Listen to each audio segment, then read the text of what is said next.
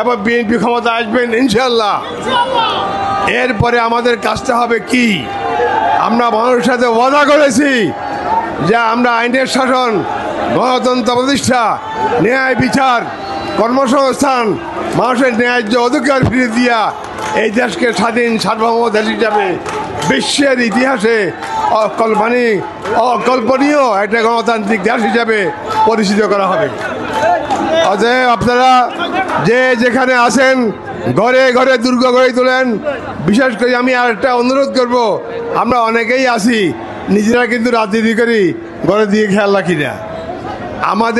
আমাদের জনসংখ্যার মধ্যে অধিকাংশ ভোটার হচ্ছে কে?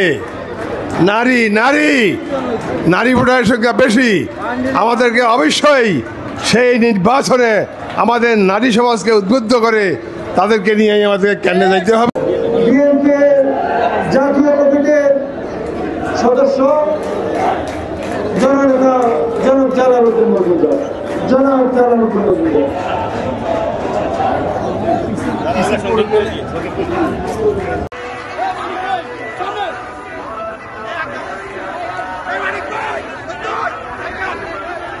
শেষ করবেন আজকের এই সমাবেশের বিপ্লবী সভাপতি, ফেনী জেলা বিএনপির আহ্বায়ক জনাব